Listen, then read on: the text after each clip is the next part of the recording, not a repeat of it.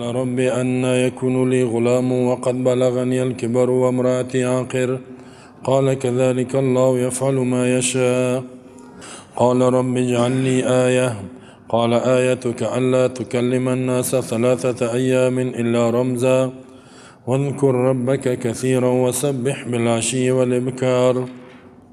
زكریا علیه السلام وقتی که دید که الله بر مریم بدون سبب رزق میاره، خودش اولاد نداشت، عقیم بود، نازا یا شن بود و خانمش هم بسیار پیر بود، امکان اولاد نبود. دید که الله بدون سبب نعمتای خدا میده، اولاد باشه هرچی تقاضا کرد، دعا کرد. فکر کنین از این چی فهمیده میشه که زکریا علیه السلام به اولاد بود، وسیله در دعا از موصفات الله را کرده و عاجزی خدا وسیله کرده. در سورت مریم تفصیلش هست که آیت گفتیم ولی دار بودیم وقت میگیره. قال رب انی وهن العظم منی واشتعل الرأس شیبا ولم اکن بدعائک رب شقیا و انی خفت الموالی من ورائي وكانت امرأتي عاقرا فهب لي من لدنك وليا يرثني ويرث من آل يعقوب واجعله ربي راضيا. یعنی عاجزی خدا با الله پیش کرد و الله برش اولاد داد. این تو نشده که سر یک قبر، سر یک مرده ای را وسیله کرده باشه. وسیله مرده ها هیچ در قرآن سنت ثابت نیست، روایت های از بسیار ضعیف و چیزی که در اسلام ثابت نباشه تو را انجام بدیم باز بدعت میشه و کل بدعت ضلاله. رسول الله صلی الله علیه و حدیث میگه هر بدعت گمراهی است. و آل زکریا علیه السلام وقتی که ملائکه آمدن برش بشارت دادن که یا زکریا انا نبشرک بغلام اسمه یحیی ان الله یبشرک بیحیی مصدقا بکلمت من الله وسیدا وحسورا ونبیا من الصالحین قال رب انا یکون لی غلام قال گفت زکریا علیه السلام رب ای رب ان یکون لی غلام، چگونه می شود از برای ما غلام بچه و قد بلغنی الکبر و امرأتی عاقر، در حالی که به ما رسیدگی بزرگسالی پیر شدیم، و امرأتی عاقر خانم ما نازا است، شند است، عقیم است، اولاد نمیاره، پیر است. قال کذلک الله یفعل ما یشاء، قال گفت ملائکه یا الله کذلک الله میقسم الله یفعل ما یشاء انجام میته چیزی را که بخواهد، یعنی تو دمی حالت هستی. خب قال گفت زکریا علیه السلام رب ان یکون لی غلام، ای رب چگونه میشد از برای ما بچه اولاد. بعضی اینجا میگه که زکریا باور نداشت به قدرت الله. انا گفت یعنی چه قسم میشه، ناممکن دانست، در حالی که پیامبر خوی تو عقیدش نمی باشه. سوال جوابش است که نه، انا سوال از کیفیت کرد، یعنی در کدام حالت من می باشم، آیا من جوان میشم اولاد میتی یا نه به می حالت است. این سوال از کیفیت است، نه ای که انتقاد باشه یا ای را بعید دانسته باشد که کار الله در پیری کسی را اولاد بده. این سوال استبعاد نیست. یا ای که ان یکون لی غلام، یعنی تعجباً گفت چگونه میشد برای ما بچه، تعجب کرد. و قد بلغنی الکبر، در حالی که رسیدگیز به ما، یعنی مرا گیر کرد، الکبر شیخوخه پیری، عمرش 120 سنه، 120 سال بود، 120 سال آدم، حالا 80 سال هم نمیشه حالا 120. و امرأتی عاقر، خانم ما عاقر است، یعنی عقیم است، لا تلد، اولاد نمیاره. زوجش خانمش مفسری میگه بنت 98 سنه، 98 سال داشت، خودش 120، خانم هم 98، هیچ مکانش. الله که میتنه بدون سبب اولاد میتن. و قد اجتمع فیما شیخوخه، در دوشان پیری آمده بود. عقم یعنی بی اولادی در شوهرام و در خانمام، هر یکیش از سبب مانع ولد می، سبب وجود نداشت، جوانی وجود نداشت. سوال کرد که چه قسم، تعجب کرد. قال كذلك، قال گفت الله كذلك تو همی قسم می باشی به می حالت. الله یفعل ما یشاء، الله انجام میتان کاری را که بخواهد. هیچ چیزی را عاجز کرده نمیتواند. یعنی الله بعضی وقت کارا را بدون سبب میکند، بعضی وقت اکثر وقت با سبب، بعضی وقت بی سبب. اینا لازم فهمیده میشه که ما و شما فقط از الله بخوایم هر مشکل خدا. اولاد نداریم، هر مشکلی که هست. قال رب اجعل لي آية قال آيتك ألا تكلم الناس 3 أيام إلا رمزا واذكر ربك كثيرا وسبح بالعشي والإبكار. قال گفت زکریا رب اجعل لي آية ای رب بگردان از برام یک نشانه. قال آیتک گفت الله نشانی تو نشانی اولاد آوردن. الله تکلم الناس که سخن گفتن نمیتونی با مردم 3 ایام 3 روز و 3 شب الا رمزا مگر به اشاره. واذکر ربک کثیرا یاد کو ربت بسیار زیاد. وسبح بالعشی والابکار پاکی بیان کو بالعشی با دیگر و شام والابکار و صبح دیگر الله را یاد کرده برو. خب آل زکریا مطمئن شد که الله بر ما اولاد میته. دمی پیری میگه ای رب اجعل لی آیه بگردان از برای ما یک علامه به حمل زن ما. این که زن ما حامله میشه یک نشانه بر ما بگردان، یک علامه. قال آیتک الله تکلم الناس 3 ایام. قال گفت الله علامه تو نشانی تو ایست که الله تکلم الناس با امرای مردم گپ زده نمیتونی، قدرت نداری الا رمزا مگر به اشاره. 3 روز و 3 شب در جمعه 3 لیال سویه. یعنی با وجود که تو صحتمند میباشی، برابر میباشی، مانی آسمانی میاد که تو گپ زده نمیتونی، مانی میاد. هر وقت که تو گپ زده نتونستی بفهمی که نمی وقت الله بر تو اولاد میته. و این همی تو شد وقت در سورت مریم میاد که یک دفعه اولاد گپ زدن نتانست. بعد از او باز الله برش مردم گفت که بیاد نماز میگه فاوحی الیهم انسب اشاره کرد، به اشاره گپ زد. واذکر ربک کثیرا یاد بکو ربت بسیار زیاد، یعنی ذکرن کثیرا به زبانت شکر به نعمتایش و تسبیحاتش بگو و زیاد یاد کو رب. یعنی انسان الله را که نعمتم الله به انسان بتا باید زیاد یاد کنه دیگه هم. و سبح بالعشی والابکار و پاکی بیان کو از صفات نقص الله بالعشی بیگا والابکار و صبح و شام. این داخل روز دیگر عشی دیگر هم میگه. بسیار ذکر ثوابش زیاده. یک صبح که روز داخل میشه فجر که 5:30 بجه است، یعنی بعد از 5:30 تا آفتاب برآمد، این می وقت بسیار وقت عبادت بسیار مهم است. یعنی برای الله سبح بالعشی نماز بخوان و عبادت الله را زیاد بکو، زیاد ذکر بکو. هر نعمتی که الله میته باید مصیبت هم میرسه انسان باید الله را زیاد یاد کنه. زیرا الله در قرآن میگه که ای الذین آمنو اذا لقیتم الذین کفروا زحفا، یا ای الذین آمنو اذا لقیتم الذین کفروا، وقتی که با کافرها روبرو میشین فثبتوا ثابت قدم باشین و اذکروا الله کثیرا، الله را زیاد یاد کنین. در مصیبت هم زیاد یاد کنین و نعمتی که الله میته دهیم. خب رسول الله صلی الله میفرماید که لا یزال لسانک رطبا بذکر الله، همیشه باید لسانت به ذکر الله تازه باشه، همیشه الله را یاد کنی. خصوصا در وقت در وقت مصیبت و در وقت نعمت باید بسیار انسان الله را یاد کند. باز یک روایت شده میگه حنا خانم عمران که مادر مریم است عجوزا عاقرا، یا پیر بود نازا بود، اولاد به دنیا نمی آورد. یک روز در زیر درخشش یک چی را دید، یک پرنده را دید که یطعم فروخ و همی چوچه خدا غذا میداد. فحنت الى الولد، باز آرزوی اولاد کرد و تمنته، میلان به اولاد کرد و آرزو کرد. قال گفت اللهم ان لك علی نذر، یا الله بدون شک از برای تو با بالای من نذر، ان رزقتنی ولدا، اگر به ما اولاد دادی ان اتصدق به علی بیت المقدس، که با میره در بیت المقدس صدقه میکنم، یعنی در خدمت بیت المقدس میمانم. فیکون من سدنته، و این خدمتگارش باشه. عمران هلاک شد، حامله بود و این سر نذر است که یعنی ای گفت که یا الله اگر به ما اولاد دادی ما میره در خدمتت قرار میتم. تفسیر ابی سعودی را گفتگی است. خب وقتی که زکریا علیه السلام الله گفت که نشانه تمیز که با مردم گپ زدن نمیتونی.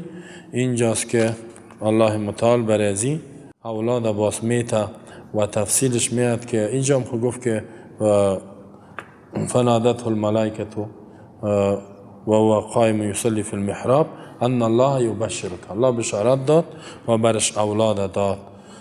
و این ابن کثیر میگه که اولاد دادن به این میشه معجزه باشد.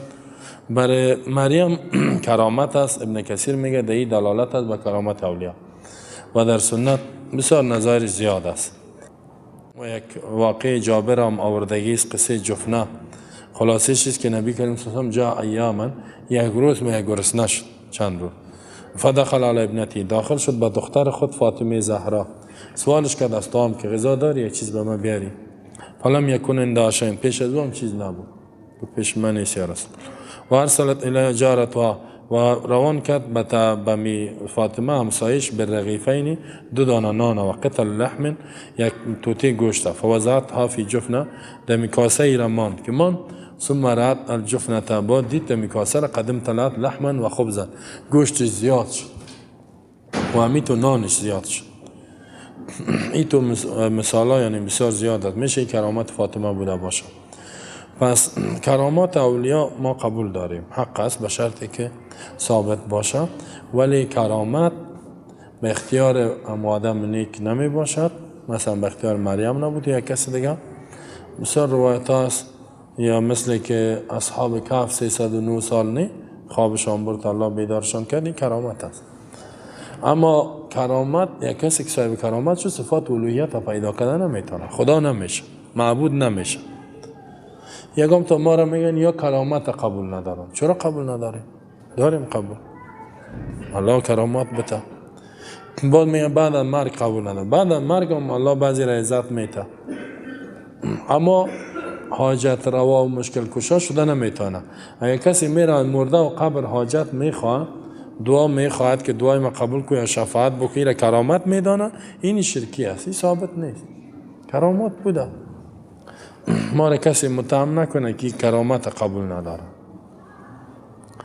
و اذ قالت الملائکه یا مریم ان الله اصطفاک و طهرک و اصطفاک علی نساء العالمین یا مریم اقنتی لربک واسجدی وارکعی مع الراکعین ذلك من انباء الغیب نوحیه الیک وما كنت لديهم اذ يلقون اقلامهم ايهم يكفل مريم وما كنت لديهم اذ يختصمون اذ قالت الملائكة يا مريم ان الله يبشرك بكلمة منه اسمه المسيح عيسى ابن مريم وجيها في الدنيا والآخرة ومن المقربين. یاد کو وقتی را که گفت ملائکه از برای کی گفت؟ مریم. یا مریم و ای مریم ان الله اصطفاکی، بدون شک الله تو را انتخاب کرده و برگزیده کرده و طهرکی، پاک کردگی است تو را، و اصطفاکی و انتخابت کرده علی نساء العالمین، به زنهای عالمیان. یا مریم و ای مریم اقنوتی لربک، تابعداری ربت بکو، واسجدی سجده بکو، ورکعی مع الراکعین، نماز بخوان به امرای نماز گزاران. ذلك من انباء الغیب نوحیه الیک، اینمی خبرهای غیب است که ما وحی میکنیم به تو. و ما کنت لدیهم، نبودی تو ای پیامبر حاضر در حضور از اونها، اذ یلقون اقلامهم، وقتی که انداختن قلمهای خودان را، ایهم یکفل مریم، که کدام یک از اینا سرپرستی مریم بکنن. و ما کنت لدیهم اذ یختصمون، نبودی در حضور از اونها وقتی که اونا بحث میکردن در سرپرستی مریم. حالا الله متعال قبلا قصه واقعی ولادت یحیی ابن زکریا، فرزند زکریا را بیان کرد که عجوز پیر بود، پدر و مادرش عاقر بود، عاقری که نازا بود، شیخ بود و در بزرگی بسیار در حالت کلان رسیده بود که خلاف خارق العاده، خلاف قوانین طبیعی الله برش اولاد داد. الله در اینجا قصه ولادت سید مسیح بیان میکنه بدون پدر که از اول کرده عجب است. یعنی او خب پیر بود، الله اولاد دادش، اون کار خارقه، حالا خب بیخی بدون پدر. الله میگه قدرت ما از او کده بالاست که انسان به تعجب میفته. هدف از این واقعه رد به بالای نصارا است، رد است به بالای عقیده نصارا یا مسیحیا یا عیسویا که اونا دعوای الوهیت عیسی را کرده بودند، ادعا داشتند که عیسی خدا است یا فرزند است. الله یاد میکند ولادتش از مریم تا که دلالت کنه به بشریتش. باز معجزات که اشاره به سوی رسالتش میکنه و یکی از رسولای معزز است که الله به دست از این خارق العاده چیزها را ظاهر کردگی است و این اوصاف خدایی نیست. الله میگه بسیار انبیا را ما معجزه دادیم. یکی از معجزه‌های عیسی علیه السلام بود. شما به خاطر این معجزه‌های سبب از این نشه که شما این را خدا جور کنین و کافر شوین. این کارا را نکنین. مسیح که از لقب است از القاب بزرگ عیسی علیه السلام، مثل صدیق و فاروق، ابوبکر صدیق، عمر فاروق که میگیم این لقبش است. مسیح اصلش مسیحا به عبرانی معناش مبارک، برکات دو انداخته شده. وجیه شریف میگه که صاحب جا و قدر و مرتبه باشد. وجاهت رویدار میگه. مهد فراش طفل میگه. کهل کلانسالی را گفته میشه. الله تفصیلی واقعی ولادت عیسی علیه السلام بیان میکنه که عیسی علیه السلام چطور به دنیا آمد. از قالت الملائکه تو میگه یاد که وقتی را که گفت ملائکه یا مریم ای مریم ان الله اصطفاکی. ملائکه جبرائیل به امرای دیگه کسا بود. اصل جبرائیل دیگه کسان به امرایش بوده. ای مریم ان الله بدون شک الله اصطفاکی یعنی اختارکی. الله تو را مختار کرده، برگزیده کرده من بین سایر النساء دیگه زنها کرده و طهرکی و تو را پاک کردگیست از گناه ها و تهمت ها و اینها و اصطفاکی علی نساء العالمین و تو را انتخاب کرده به زنهای عالمیان که کرامت های خاص برات داده، عزت های خاص برات دادگیست. طهرکی چی را میگه؟ از چیزی که یهود تهمت کرده بودند که بدون شوهر است و زناکار است. علیه بالله. امیال بیدینا میطور میگن الله میگه تو را پاک کرد. خود آخری کتابش الله پاکی مریم هم روان کردگیست که مریم پاک بود. و اصطفاک علی نساء العالمین زنهای عالمین کدام عالمین است و نمو عالمین وقتش. سر کل زنها بهتر است نیست در اختلافات. بعضی میگه که اینجا روایت ها داریم که بهترین زنها خدیجه است، باز فاطمه است و همین قسم عایشه تو اختلافات هست، ولی از کل زنها کده نی در وقت زمانه خودش از اونا کده بهتر بود. یا مریم اقنوتی لربک ای مریم تابعداری بکو بعد برای رب. اقنوتی یعنی التزام بکو به عبادت رب، اطاعت الله را کرده برو، به خاطر که الله قدر تو را برتری داد. هر قدر که نعمت زیاد میشه انسان باید اطاعت الله را بندگی را زیاد کنه. وسجدی ورکی هدف نماز است، یعنی سجده بکو رکوع بکو به امرای رکوع کننده. هدف است که یهود رکوع نمیکردن، سجده میکردن، رکوع نی الله رد میکنه میگه سجده کو. یعنی از جمله بود قوم بنی اسرائیل است مریم ولی رکوع بکو به امرای رکوع کننده، یعنی نماز با جماعت بخوان. امر میکنه که نماز با جماعت بخوان. اگر که فعلا بر زنا واجب نیست در این امت، او خود چون که موجه بود نزدیک مسجد بود گفت جماعت بخوان. فعلا اگر زنا میان در مسجد من کسی نمیتونه کده که ضرورت مشکلات نباشه میتونه میان، ضرورت خانه نباشه. رسول الله میگه لا تمنعوا اماء الله المساجد، زنهای الله را از مساجد منع نکنه. کسی حق منع نداره مگر اینکه ضرورت باشه. در جمعه میاد عید خب بخیر رسول الله هم امر کرده واجب است که زنها بیان، کلشان بیان، عایز است مریض است هر چی که در نماز عید امر کرده. زیرا امتی میگه که امرنا ان نخرج الحیضه، ما امر شدیم که زنای حایضه را بیرون کنیم. و ذوات الخدور دخترایی که بالغ هستند، جوان دخترها. حتی میگه رسول الله صلی الله علیه و یکیش گفت که ما چادر نداریم، رسول الله صلی الله علیه و دیگه تان بگیرین بیاین کلتان در عیدگاه حاضر شون. حالا افغانی که هست یا غیرتای به جای داره در دیگه جای زنش میره آزاد، در مسجد نمیمانش. مسجد مدرسه نری میگه رومش کن. یک جهالت هست در افغانستان که حد نداره. ذالک من انباء الغیب نوحیه الیک، ذالک اینمی گپایی که برات بیان شد. اینجا یک سوال پیدا میشه، در اینجا وهم دفع میکنند که آیا پیامبر غیبدان بود از گذشته گپ میزنه؟ این خو عیسی علیه السلام کی تیر شده، پدرش است، زکریا علیه السلام، یحیی علیه چند هزار سال پیش تیر شده، این چطور گپ میزنه؟ یا الله میگه که این پیامبر عالم الغیب نیست. ذالقه این میگه پایی که برات بیان شد واقعی اخبار امتای گذشته عیسی علیه زکریا من انباء الغیب، اخبار غیب است، خبرهای غیب است. نوحیه که وحی میکنیم ما را بر خودت. همین قصه عمران بیان کردیم از دخترش که مریم بود و یحیی و زکریا کلش. یعنی وحی چی را میگه؟ برای کسی وحی شبه نبی و غیب نیست. و می خاطر ما میگیم غیبی است که توسط وحی حواس فهمیده نشه. عقل هم توسط حواس. اگر کسی یک چیز با چشم دید شنید اون غیب نیست. حالا اگم تا که میگه که اولاد دکترها غیب میفهمن که چی هست و میبینه یا نه. از کم خود گپ زدن میتونه خونجا تلویزیون میبینه و غیب نیست. غیب نیست که توسط وسایل حواس معلوم نشه، وحی هم نشه. با انبیا که وحی میشه و غیب نیست که یار غیب دان بگویم.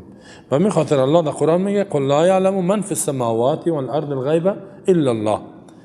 نمیداند کسی که در آسمان و زمین از غیب را بغیر از الله. غیب دان فقط الله است. نسبت غیب به غیر الله دادی یکی از صفات الوهیت برش دادی و این شرک است. حالا اگم تا اولیاء الله کی را میگن؟ کسی که از غیب گپ بزنه میگه ای اولیاء الله از غیب میفهمید. توبه استغفر الله. و ما کنت لدیهم اذ یلقون اقلامهم ایهم یکفل مریم. الله میگه که ما کنت، این تو حضور نداشتی وقتی که اینا قلمهای خدا را انداختن و بحث میکردن در کفالت مریم قرعه کشی میکردن که کدام یکی از اینا کفالت زیر بگیره. یعنی رسول الله صلی الله علیه و در دنیا پیدا شد رفت، پیش از ولادتش هم در جای حضور نداشت، بعدم حضور نداره. حالا یک گروه گمراه فرقای گمراه پیدا شده، رئیس الله ما و شما رو نجات بده از فرقای گمراه. بریلوی ها میگن بریلوی، خدا اهل سنت هم میگیرن توبه، خدا دیگه چی میگیرن؟ حنفی هم میگیرن مذهبی. اونا میگن حضور نبی کریم صلی الله علیه حضور میگه هر جای نبی کریم هست. این میال میگه هر جای هست، در این مسجد، در اون مسجد، در مسجد جای یک نفرم خالی میمانم. در هر مکانی میگه انسان هست اونجا نبی هست. میگه نور است، نور بشر نبود. پیش نبوتش هم میگه حضور داشت، بعد نبوتش هم. این عقیده شرکی است. در این آیت رد صریح است به تو مردم. الله میگه و ما کنت لدیهم، نبودی در حضور از اونا، تو وجود نداشتی وقتی که بحث کردن ایهم یکفل مریم، کدام یک از اینا سرپرستی و کفالت مریم بگیره و کلان تربیش کنه. زیرا پدر نداشت مریم، پدرش وفات کرده بود. و ما کنت لدیهم اذ یختصمون، نبودی در حضور از اونا وقتی که تنازع کردن که کدام یک از اینها سرپرست مریم شد. لیکن این اخباری که ما گفتیم وحی من عند الله العلیم، این وحی بود که ما بر تو خبر دادیم. روایت شده است که حنا وقتی که ایره میگه به دنیا آورد، لفتها فی خرقه، یک دستمالی را پیچانید و حملتها به مسجد برد، ماندش پیش احبار علمای یهود و اونا در بیت المقدس بودن. کل حجبه فی الکعبه، مثل که همو نگهبانای کعبه است، پیش از اونا برد. فقال لهم، برشان گفت دونکم هذه النذیره، شما ایره بگیرین ترساننده است. فتنافسوا، یا ترغیب رغبت کردن. حنا مادرش وقتی که در چیز مان بردش کلش خوش شد. او میگه میره سرپرستیش میکنم، همیت یک محبت ایجاد شد.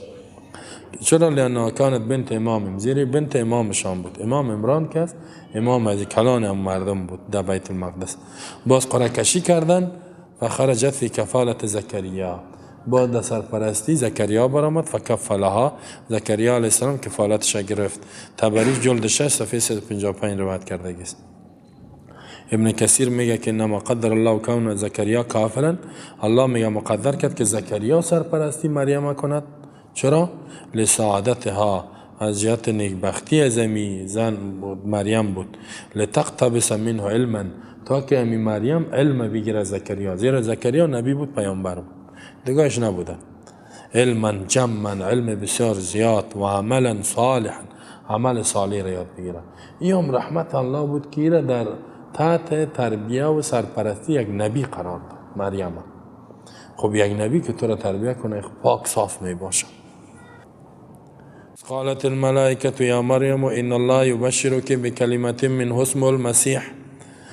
وقتی که گفت، یاد کو وقتی را که گفت ملائکه ای مریم بدون شک الله بشارت میده تو را به کلمت، به یک کلمه منه که از جانب الله است، اسم المسیح نامش مسیح است، عیسی ابن مریم عیسی فرزند مریم، وجیها فی الدنیا مقرب است در دنیا و الاخرت در آخرت. وجیها یعنی رویدار، صاحب مرتبه است در دنیا و آخرت، و من المقربین و از جمله مقربین است، به الله بسیار نزدیک است. و یکلم الناس فی المهد و کهلا و من الصالحین، سخن میگه به امرای مردم در آغوش مادر، و کهلا و در پیری، و من الصالحین از جمله صالحین می باشد. قالت ربی انا یکون لی ولد ولم یمسسنی بشر. قال گفت مریم ای رب چگونه می شود از برای ما اولاد در حالی که به ما بشر نرسیده؟ قال كذلك الله يخلق ما يشاء. قال گفت الله این قسم الله پیدا میکند کسی را که بخواهد. اذا قضى امرا فانما يقول له كن فيكون. وقتی که اراده کند یک کار را وجودش، فانما جزی نیست یقول میگوید له از برای همون چیز کن موجود شو، فیکون موجود میشه. در اینجا الله متعال تفصیلی بیان میکند واقع مریم که یاد کو وقتی که میخواد الله بر مریم طفل بتا پیش ازی خبرش میتا. وقتی که گفت ملائکه جبرئیل به امرای دیگه ملائکه بود. یا مریم و ای مریم ان الله یبشرک. ازی فهمیده میشه که ملائک با کسی گپ ده و نبی نمیشه. بدون شک الله بشارت میتا تو را، خوشخبری میتا، مجده میتا به کلمتین، به یک کلمه منه که از جانب الله است. کلمه یعنی اولاد حاصل میشود به کلمه از جانب الله بدون واسطه پدر. کلمه عیسی علیه السلام یک لقبش است. چرا کلمه یک لقب دیگهش؟ زیرا به کلمه کن پیدا شده، یعنی بدون پدر، بدون سبب پیدا شده. منه که از جانب الله است، کلمه از جانب الله است. بعضیا از کلمه منه میگن من برای تبعیض میه، بعضیت و جزئیات میگه فهمیده میشه که عیسی جزء الله است. در حالی که ما شما منه را خواندیم در صورت خواندیم در صورت روم و در صورت لقمان که اونجا پرسان کردیم منه از جانب الله. من هم معنای تبعیض میته، هم بیانیه را میته که از طرف الله. اینا کلمه که از متشابهات شد. کلمه متشابه را گرفتن بر الله شریک ثابت کردن، این ظلمه. هم الذین فی قلوبهم زیغ فیتبعون ما تشابه منه. کسی که در دلشان کجی است، مرض است، تابعداری متشابهات میکنه. حالا محکمات چرا متشابهات با محکمات راجع کو؟ لم یلد ولم یولد، لم یتخذ ولدا ولم یکن له شریک فی الملک. الله اولاد نگرفته کسی را و نه اولاد به دنیا آوردگی است. ولم یولد، پدر نداره. اینجا منه کلمه که از جانب الله است. اسمه المسیح، نام از این مسیح است. مسیح گفتیم لقبش بود به معنای مبارک، اسم لقبیش است. عیسی ابن مریم، عیسی فرزند مریم، نسبتش به طرف مادر. این نام اصلیش است، نامی که مادرش مانده بود. اشاره به سوی عزیز که این به دنیا میاد بدون پدر. ابن مریم، انسان اولاد به طرف مادر نسبتش نمیشه که بچه فلانی، مگر یک پدر نداشته باشه. خب اینا عیسی علیه السلام که میگه ابن مریم، با وجودی که عرب ها بد میبردن که نسبت کسی به طرف مادر داده شد، اشاره به چیزی است که پدر نداره. پدر که نداره، حالی عیسوی ها چی میکنن؟ هر اولاد نسبتش به طرف مادرش میتن. این یک عقیده خراب است. الله که میتن این پدر نداشت. وجیها فی الدنیا، وجیها یعنی سیدن، سردار است، معظم است در دنیا و آخرت. دیگه صاحب درجه است، صاحب مرتبه است. وجیها، وجیه الله که میگن. و من المقربین، و از جمله مقربین است. مقرب یعنی نزدیک است به الله، بسیار به الله نزدیک است. این هنوز به دنیا نامده برش بشارت میته. یک کلمه یعنی انسانی که نامش مسیح است، عیسی است، این طور الله میته. دیگه صفاتش چیست؟ و یکلم الناس فی المهد و کهلا و من الصالحین، سخن میگوید به امرای مردم فی المهد، در حالی که در آغوش مادر است. مهد گهواره را هم میگه، آغوش مادر هم میگه. اینجا در آغوش ما این طفل میباشه، پیش از وقت گپ زدن، یک روزگی، دو روزگی، سه روزگی، 5 روزگی گپ میزنه. و یکلمهم کهلا، یعنی این تو گپ میزنه که در کلان سالی در 40 سالگی چه قسمی که گپ میزنه، 50 سالگی گپ میزنه، همه قسم در طفلی گپ میزنه. یعنی در دو حالت گپ میزنه بدون تفاوت، در حالت طفولیت و کهولت، در دو حالت. در طفلی تو گپ زن مثل که یک آدم کلان گپ دیه، عیسی علیه السلام همین قسم. در این نهایت اعجاز است که یک طفل مثل که آدم کلان گپ دیه قسم گپ بزنه. و من الصالحین از جمله کاملین است در تقوا و صلاح، یعنی صالح کامل با تقواست. وقتی که بشارت داد آل مریم ایران ماند که چه قسم اولاد، ما شاور میکنم، ازدواج میکنم، نمیکنم، سوال میکنم. قالت رب انا یکون لی ولد ولم یمسسنی بشر قال كذلك الله يخلق ما يشاء اذا قضى امرا فانما يقول له كن فيكون.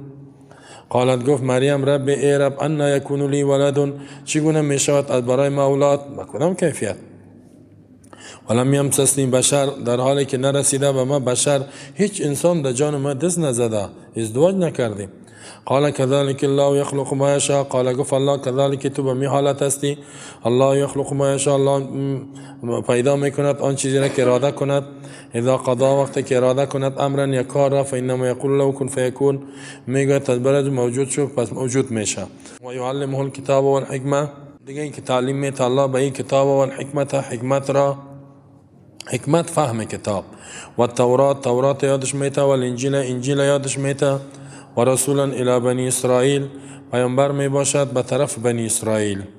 خب حال مریم پرسان میکنه که یا الله، مریم گفت که انا یکون لی، چی گونه می شود از برای ما اولاد، چی قسم میاد در حالی که من شوهر ندارم، یعنی ازدواج میکنم نمیکنم، کیفیتش پرسان میکنه. یا تعجب کرد ولم یمسسنی بشر، در حالی که انسان به من نرسیده، اشاره به صفت و پاک دامنیش است که هیچ کس به هیچ بشری در جان من دست نزده.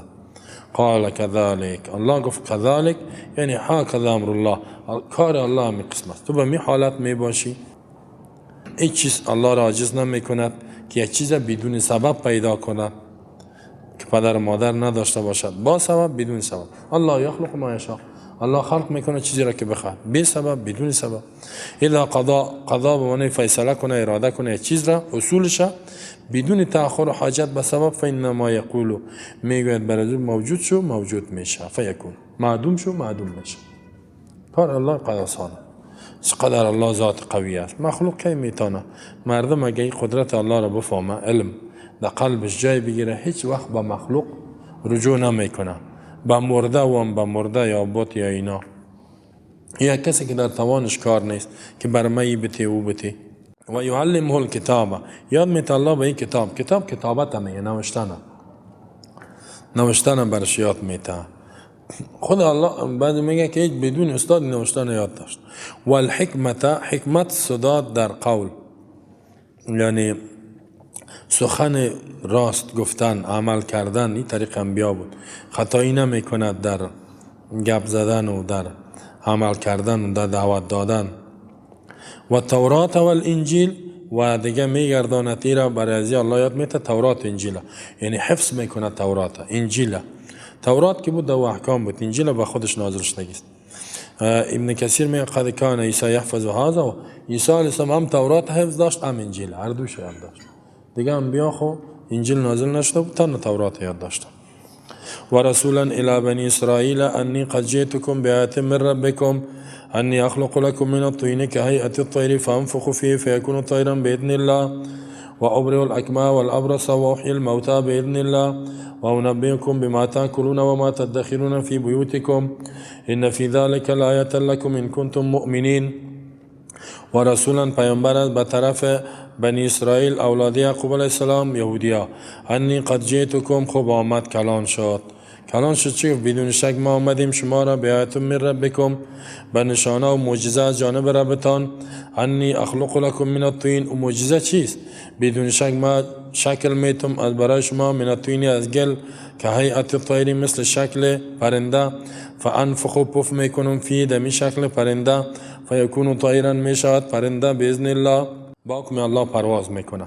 و ابرئ الاکمه، جور میسازم ما الاکمه یک انسانی که از مادر کور تولد میشه، و الابرس انسانی که مرض پیس داره، و احیی الموتا زنده میکنم مرداره. هر سه میکارا به اذن الله، کور هم به اذن الله جور میشه، مرض پیس هم مرده هم. و انبئکم بما تاکلون و ما تدخرون، خبر میتم شما را با آن چیزایی که میخورین در آینده و آن چیزایی که ذخیره میکنین در خانه هایتان. ان فی ذلک لآیة لکم ان کنتم مؤمنین، بدون شک در این معجزات نشانه بسیار معجزه قوی است برای شما اگر ایمان دارین. و مصدقا لما بین یدی من التوراة ولأحل لكم بعض الذي حرم عليكم وجئتكم بآیة من ربكم فاتقوا الله واطیعون. تصدیق میکنم آن کتابی که پیش روی است از تورات و به این خاطر فرستاده شدیم که حلال کنم با حکم الله برای شما بعض الذي حرم عليكم، بعض چیزایی که حرام شده بود با بالای شما. و جئتکم آمدیم شما را بآیة با معجزه من ربکم جانب ربتان. فاتقوا الله واطیعون، فقط از الله بترسین و فرمان برداری مرا کنین. ان الله ربی و ربکم فاعبدوا، بدون شک الله رب و معبود ماست و ربکم معبود و خالق شما. فاعبدوا، عبادت خالص کنین به الله، هیچ کسی را غیر از الله عبادت نکنین. هذا صراط مستقیم، همین خالص کردن عبادت به الله راه مستقیم است. سعی که چقدر عیسی علیه السلام بیان خوب کرد. حال عیسوی ها را ببینید، حال ببینید که خود عیسی را عبادت خدا جور کردن، مریم عبادت میکنه، چه کفریات شرکیات نیست میکنه، در حالی که عیسی علیه السلام گفت ان الله ربی و رب، الله خالق معبود من است، شما عبادت از این کنید، من عبادت میکنم شما هم بکنید. در سورت مریم اولین گپی که زده قال انی عبدالله، گفت من بنده الله است، آتانی الکتاب و جعلنی نبیا و اوصانی بالصلاة و زکات ما دمت حیا. در اونجا تفصیلش میاد با بعضی حالات دیگه ده. و رسولا الی بنی اسرائیل، الله ای را بیان میکند که و رسولا یعنی یرسلو روان میکند الله ای را پیامبر به بنی اسرائیل. وقتی که رفت قائلا باز میگوید از برای از اینها انی قد جئتکم بآیة، بدون شک ما آمدیم شما را به یک نشانه که دلالت میکند به صدق ما، راستی ما، معجزات که ما پیامبر الله هستم من ربکم از جانب ربتان. او چی است معجزه؟ خب عیسی علیه السلام آمد دیگه حال بیان کرده است.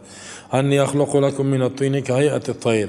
اخلق اینجا خلق دو معنا داره، یکی از آدم به انیسی باستی، یکی شکل دادن، اینجا شکل میتم.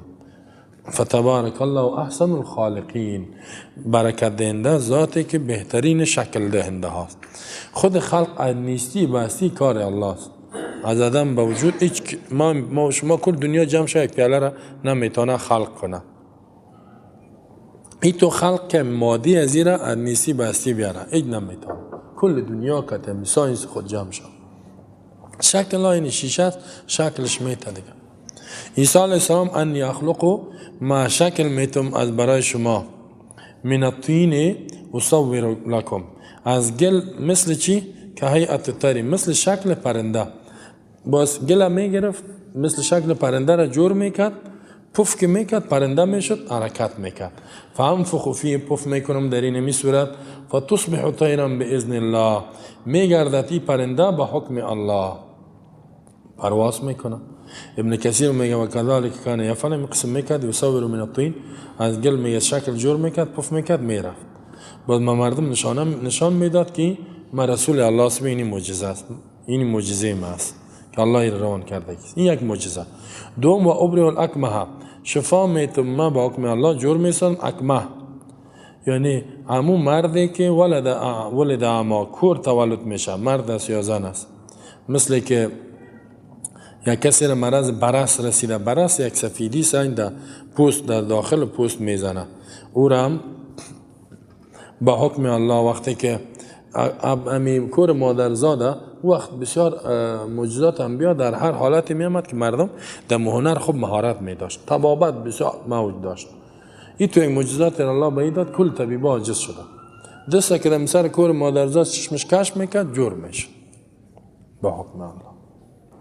ولی این معجزه بود، زیرا به اذن الله است. این معجزه بود. و همین قسم مرض پیس وقتی که دست خود سرش کش میکرد، امی سفیدی هایی که در دست میاد بعضی ها داره جور تیار میشد. و دیگه چی؟ احیی الموتا باذن الله، زنده میکنم مرده ها را به اجازه به حکم الله، نه به قدرت خود. باذن الله چی معنا؟ همین که کور جور میشه قدرت الله و این معجزه الله داده است، الله میکنه کار. مرده ها زنده میشه به قدرت الله، به مشیتش. باز میگه 4 نفر چیکت زنده ساخت. عازر و کان صدیقا له، ابن عجوز دختر یک بچه فرزند یک پیر بود، و بنت العاشر یک دختر عصام ابن نوح که این فرزند نوح علیه السلام. قرطبی را یاد کرده است.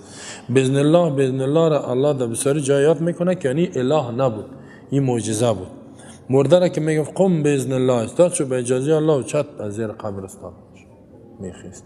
مردم میدید، ولی همین یهود نه، یهود بنی اسرائیل، همین قوم یعقوب علیه السلام اولادش، همین یهودی ها همین معجزه را دیدن ایمان نآوردن، اکثرش کفر کردن، حتی تصمیم به قتلش گرفتن، سرش حمله کنن بکشندش. ای تو یهود خبیث مردم است، ای تو معجزات دیدن. رسول الله صلی الله علیه و شناختن، ایمان نآوردن. و انبئکم بما تاکلون و ما تدخرون فی بیوتکم، این دیگه معجزه. خبر میتون با آن چیزی که شما میخورین ذخیره میکنین، یا معجزه. یعنی چی معنا؟ هیچ کس نمیتونه که از آینده گپ بزنه چی میشه، مگر که معجزه الله باشه. حالی فال بینا که می فالت میبینم نه از آینده گپ میزنه، این ظالما بیدینا مردم گمراه میکنن. اگر نه پرسانش کنی که خودت همیشه افتیدی، فال خود ببین چی میشه، 1 سال بعد هیچ نمیفهمه. صاحب دکان مغازه میشه یا نه؟ دیگه میگه اونجا میشینه میگه کتاب میگه و کتابی تو میگه. این دفعه من ششتم گفتم کتاب چی است؟ الله محفوظ آوردیش.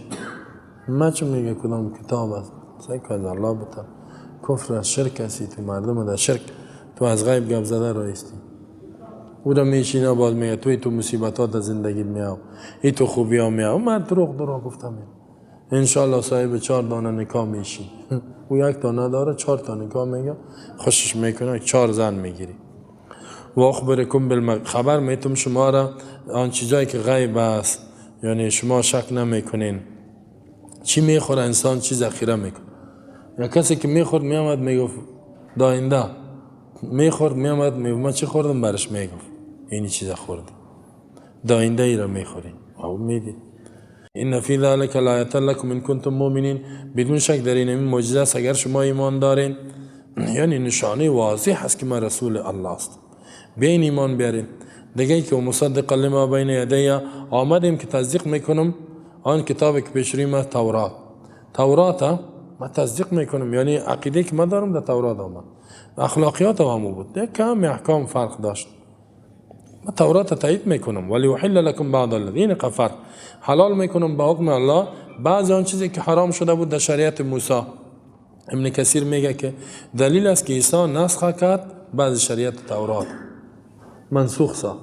در او بسیار چیزا حرام شده بود به خاطر عذاب بود، که گوشت مثلا شتر و شیرش و دیگه پرنده هایی که پایشون چی مثلا شتر مرغ و دیگه چی بگویم که مرغابی، این چیزا را الله با عذابان سر از اونها یک عذاب بود حرام کرده بود. فبظلم من الذین هادوا حرمنا علیهم کل ذی ظفر، مثلا ظلمشان الله حرام کرده بود. و جئتکم بآیة من ربکم، آمدیم شما را به یک علامه و یک معجزه که شاهد است به صحت رسالت ما از جانب ربتان. با تاکید کرد فاتقوا الله، از الله بترسین، فرمان برداری الله را کنین، و اطیعون، اطاعت ما را بکنین. ان الله ربی و ربکم فاعبدوه، بدون شک الله رب ما است و از شماست، در عبودیت مساوی است، یعنی خالق معبود ما است از شما ما. فاعبدوا، عبادت خالص با الله کنین. من میکنم هذا صراط مستقیم، اینمی راه مستقیمه. یعنی الله را فقط عبادت کردن، از قانون الله اطاعت کردن، حاجت از الله خواستن، اینمی راه مستقیم است. ما شما در نماز چی میگیم؟ اهدنا الصراط المستقیم، یا الله ما را به راه مستقیم ثابت قدم بساز، محکم بکن. صراط المستقیم چیست؟ عبادت الله. ان الله ربی و ربکم فاعبدوا، فقط الله را عبادت کردن، فقط از قانون الله اطاعت کردن، فقط از الله مدد خواستن، اینمی صراط مستقیم است. یعنی اهدنا ثبتنا علی عبادتک یا الله.